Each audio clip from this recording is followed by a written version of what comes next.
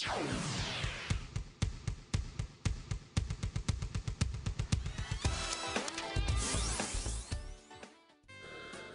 estamos de volta com o seu programa Estilo de Vida e nós vamos começar a explicar aquela imagem que estava na tela. Eu vou pedir para a produção voltar, por favor, a imagem da boca, de diferentes tipos de boca.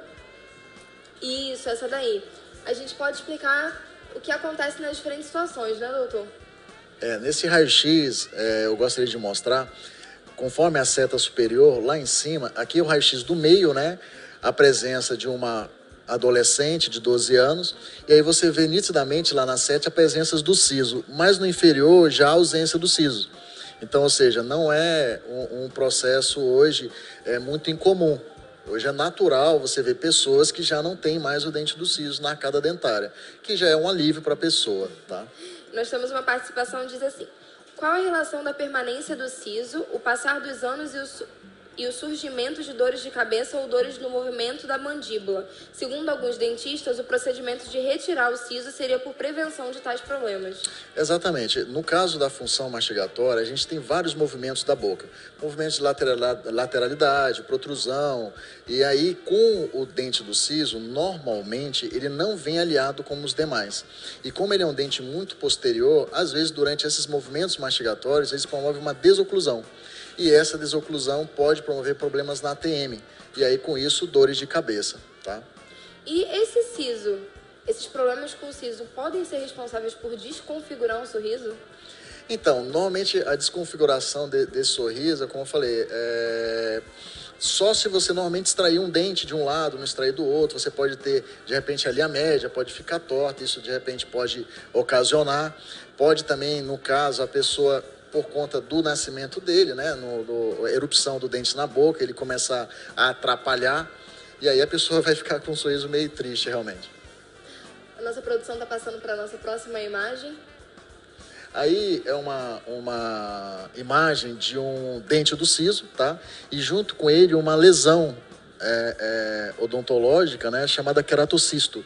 Então, normalmente, esse tipo de lesão, como eu estou falando, o dente do siso pode ter contribuído para o surgimento dessa lesão. Então, por isso que é importante realmente não se ignorar o dente do siso. Então, ir no dentista periodicamente, fazer esses exames complementares, como esse raio-x panorâmico, e assim ir acompanhando realmente o desenvolvimento dele. Muita gente reclama que quando retira o aparelho ortodôntico, às vezes, eu até li um depoimento de uma dentista muito interessante na internet, e ela dizia que muita gente culpa a desconfiguração dos dentes e muitas vezes a volta desses dentes, porque às vezes a gente coloca para juntar ou para desentortar, e aí quando termina o tratamento não utiliza a contenção.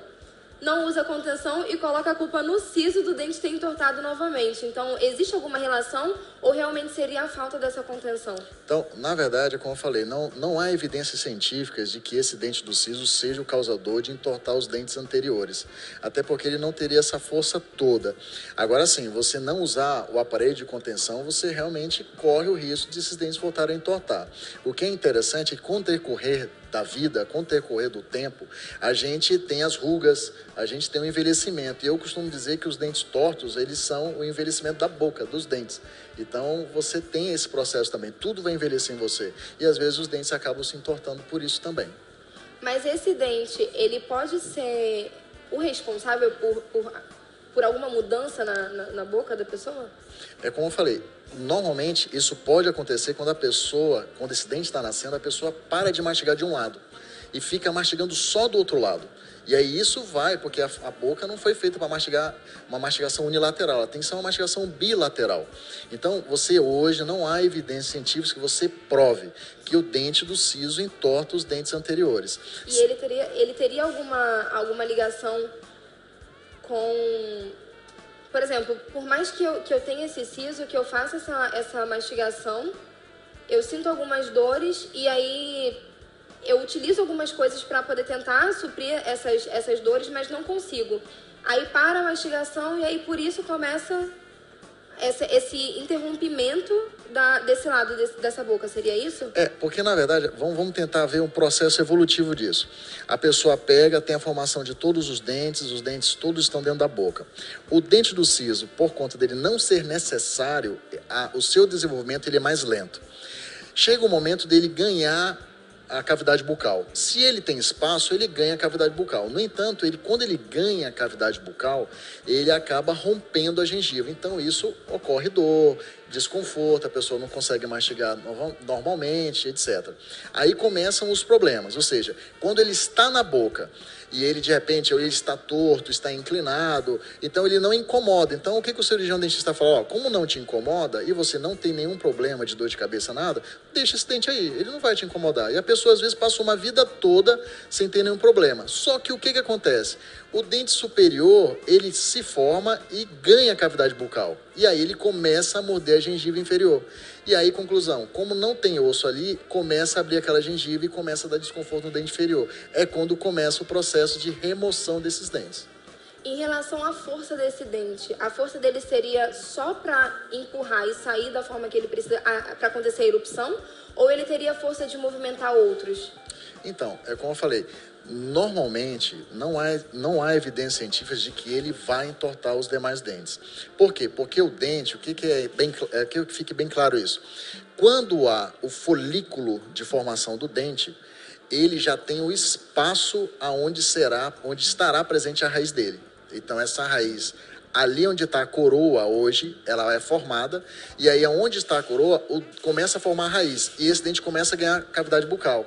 E aí onde era a coroa, ou seja, a parte de fora do dente que a gente vê quando sorri, ali vai ser a raiz. Então, na realidade, ele nem teria necessidade de cavar outro espaço, digamos assim, né, para nascer. Exatamente. O espaço dele já estaria ali. Exatamente, só que aquele negócio, aquele espaço é para a raiz. A outra parte, que é a coroa, tem que ganhar o meio bucal. E aí, nesse momento, a gente tem que ter o espaço. Entendi. Bom, e tem uma telespectadora nossa que quer saber em relação à bochecha. Se por causa do siso também pode morder a bochecha ou se não tem nenhum tipo de relação? Olha, normalmente a mastigação da bochecha, ela está mais associada, assim, às pessoas que têm o hábito de mastigar rápido. Então, normalmente as pessoas hoje vão para a mesa e estão com pressa, já estão com horário marcado e a pessoa começa a mastigar forte. Então, o que é interessante a pessoa entender? Toda vez que você está mastigando um alimento, você tritura o alimento e você abre um pouco a boca. Quando você abre a boca, o que acontece? A língua ela funciona como uma pá. Ela joga o alimento de volta para o dente. E a musculatura da bochecha também joga o alimento para cima do dente. E você volta a triturar. Quando você mastiga muito rápido, não dá tempo dessa musculatura sair. E aí você acaba mastigando. Em relação ao siso, isso pode ocorrer? Sim. Se ele estiver fora de posição, ele acaba promovendo isso também. Doutor, agradeço pela sua participação, por esclarecer as nossas dúvidas. Espero que nós tenhamos esclarecido o nosso público e deixando mais informados em relação a esse dente que é tão complicado do juízo. Obrigado. E será que você escova o seu dente direito? Às vezes a gente escova, mas a gente acaba escovando de um jeito que não está muito certo e até acha que está certo. A doutora Luana Mendes vai explicar um pouquinho para a gente sobre a forma correta de fazer a escovação.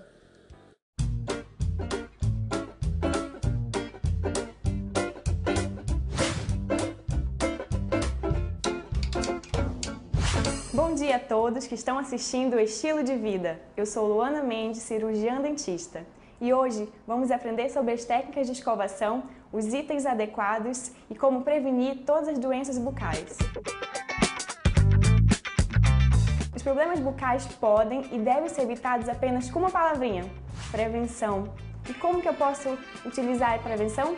De duas maneiras. Principalmente esse intervalo de 3 a 6 meses com a visita periódica ao cirurgião dentista, porque ele vai avaliar clinicamente, fazer uma anamnese adequada e isso vai influenciar na sua saúde. Outra situação, segunda forma, escovação adequada e higiene diariamente. Isso nós vamos aprender posteriormente. Técnicas adequadas, itens de qualidade para sua melhor higienização. Apenas 3 itens: a escova dental, a pasta dental e o fio, que muitas vezes é esquecido. Primeiramente, vamos fazer a escolha da sua escova. Eu vou pela marca? Normalmente não. O que é interessante? Cabeça. Ela deve ser arredondada para que eu consiga higienizar o dente lá atrás sem machucar. Depois, as cerdas. É uma grande dúvida da maioria das pessoas. Cerdas macias, médias ou duras? Cerdas sempre macias, para que ela não machuque a sua gengiva e outras estruturas adjacentes, tá bom? Após eu escolher, minha cabeça está arredondada. Cerdas macias, eu preciso ter esse controle, não é força, é jeito de escovação. Escolhi a minha escova e agora, a pasta dental. Também é uma grande dúvida. O que eu preciso? Apenas da pasta dental e apenas um grãozinho de ervilha. Eu não preciso fazer grandes porções. Eu sempre aviso que isso é uma questão comercial. Aquele S não existe, é apenas um grãozinho de ervilha. Esta é a quantidade suficiente, porque o importante da sua escovação é justamente a ação mecânica de higienizar e tirar toda a placa bacteriana e restos alimentares. O fio dental, primeiramente, ele deve ser usado junto com a pasta e com a escova. Pensam que é somente os 2 itens, porém, os dentes há várias faces. Quais são elas? 5 faces. A face vestibular, que é essa externa, a face interna, que é chamada de lingual ou palatina, e essas faces também interproximais, que é entre um dente e o outro, e a face mastigatória, também chamada de oclusal. Quando eu faço a escovação, eu consigo higienizar 4 faces, porém essas interproximais eu só consigo com o fio dental. Por isso, a importância do mesmo. Você deve conseguir uma certa quantidade e fazer a higienização corretamente. O uso do fio dental eu preciso fazer em todas as arcadas. Ela é dividida entre quadrante 1, 2, 3 e 4. Vamos começar pela inferior. Você utiliza sempre deslizando para que não machuque a sua gengiva. Se a gengiva for machucada, pode haver alteração nela, retração e até mesmo causar sensibilidade. A parte utilizada, eu dobro no dedo e uma parte limpa é novamente utilizada. Para que resíduos de um dente não possam ser passados para outro. Essa é a grande dica do fio dental. E para você que está nos assistindo, é importante lembrar sobre a má escovação, pois pode trazer malefícios à sua saúde bucal. Um exemplo é a cárie, que desmineraliza todo o tecido dentário, causando problemas ainda maiores. Outra situação é a gengivite, inflamação na gengiva. O acúmulo de placa bacteriana pode causar também tártaro ou cálculo dental. E ainda mais, a gengivite pode progredir para periodontite, que é agressão aos tecidos adjacentes. E agora eu vou demonstrar a você como realizar uma boa técnica de escovação. Este aqui é o Eduardo, 11 anos, e tem uma excelente higiene bucal. Como eu havia falado, a arcada dentária se divide em 4. Vamos iniciar pela primeira, quadrante. Pode abrir um pouquinho. Nessa face vestibular, como eu já apresentei, nós sempre higienizamos da gengiva para o dente. O movimento é sempre circular, de cima para baixo. Eu realizo em todos os dentes, desde os anteriores até mesmo os posteriores. Terminando o primeiro quadrante, eu vou para o segundo superior. Tanto na parte vestibular quanto na parte interna.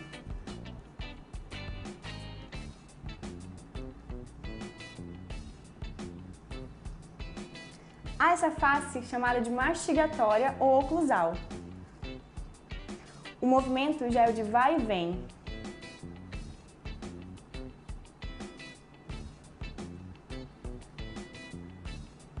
Finalizamos as primeiras arcadas, vamos à terceira e quarta, que são as inferiores. Vestibular, o movimento da gengiva para o dente, em todos os elementos. Na face interna também.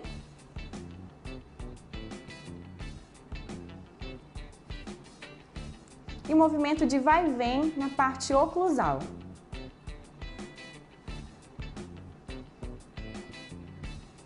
Pronto, finalizamos a parte da escovação. Outro item que deve ser levado em conta, a língua. Ela também é item de nossa boca e deve ser lembrado. Quem não tem costume pode sentir um certo desconforto, mas isso vai ficando natural ao longo que você vai praticando. Pode abrir. Pronto com a escovação. Agora vamos usar o fio dental. As faces intermediárias. Somente o fio dental consegue higienizar essa área.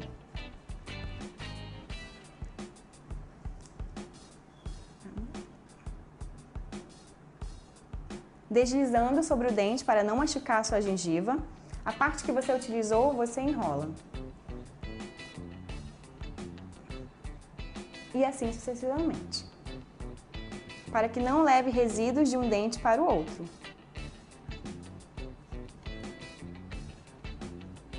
Isso deve ser feito em todas as arcadas, superior e inferior, tá bem? Dentes fortes, gengiva saudável e um hálito fresquinho lhe proporcionam qualidade de vida, além do binômio saúde e bem-estar. Eu sempre venho ao dentista e escovar o dente da melhor forma é sempre bom.